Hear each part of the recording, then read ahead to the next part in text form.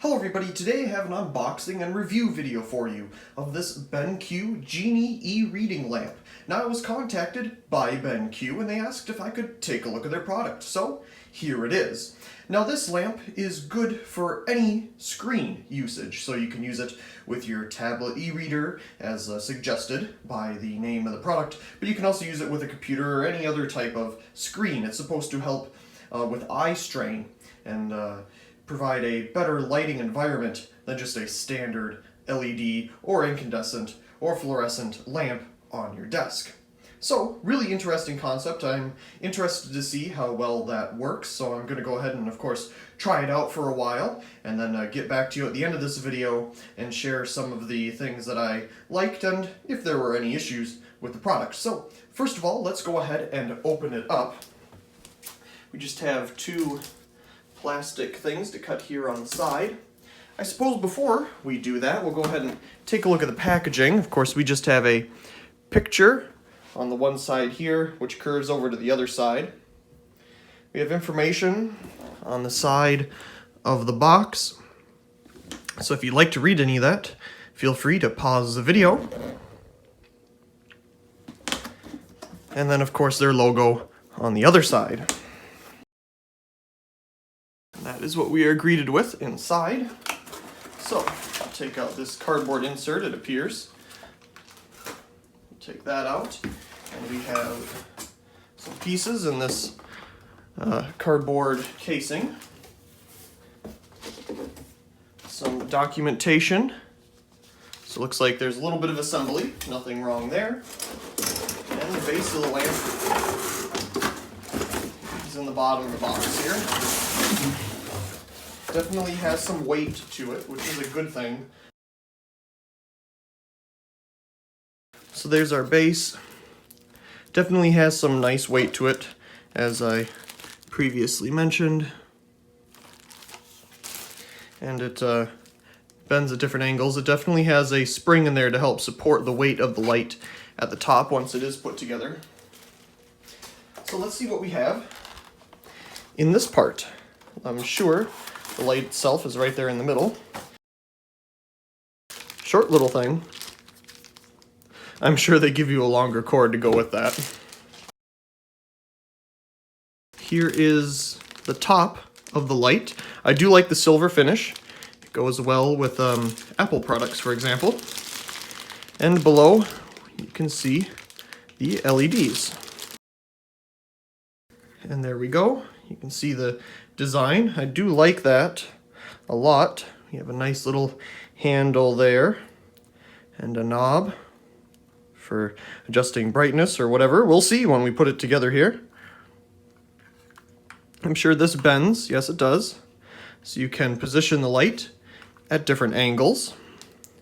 And here is our cord. And yes, that will be our plug-in at the end. So we do have a very nice cord. I like this. It reminds me of the old fabric cords way back in the day.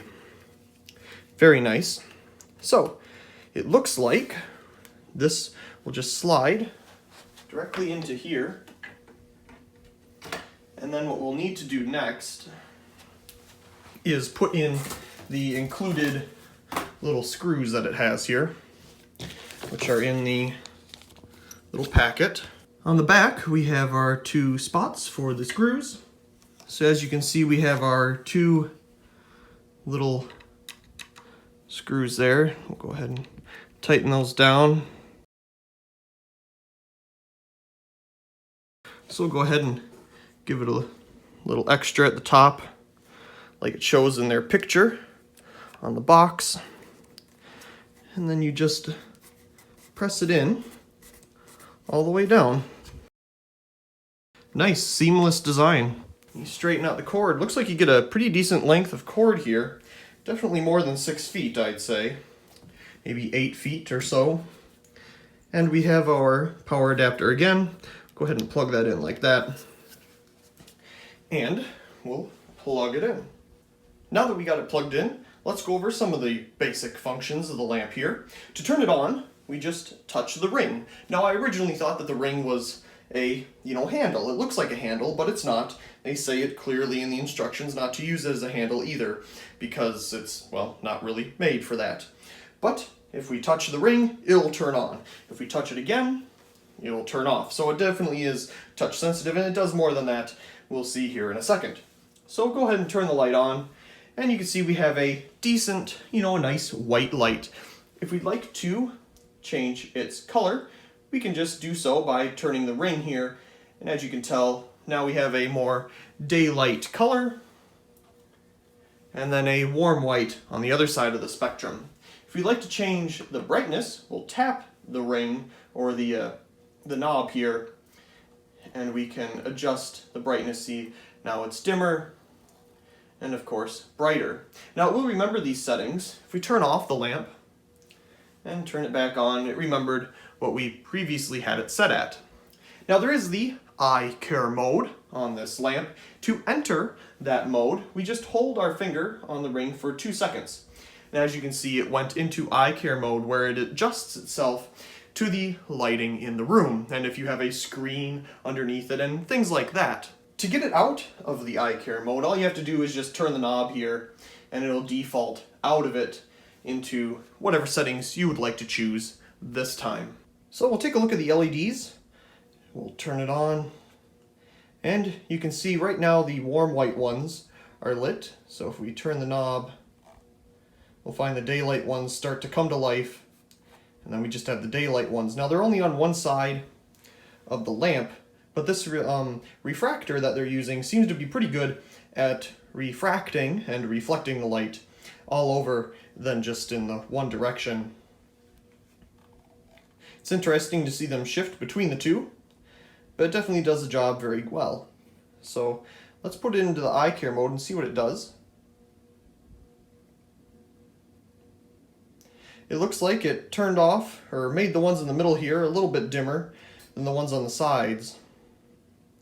I've used the lamp for about a week now, and it's worked great for all that I've used it for. I've mostly used it for soldering here. It's great for that. It does put out a nice wide angle of light, and I can change the color temperature for the time of day. I do like the nice daylight color for when I'm doing the soldering here. It helps me see a little bit better than the warm light. Of course, you can just change that on the dial, and then you can have your warmer tones for in the evening, which is much better for when you're about to go to bed than the daylight color.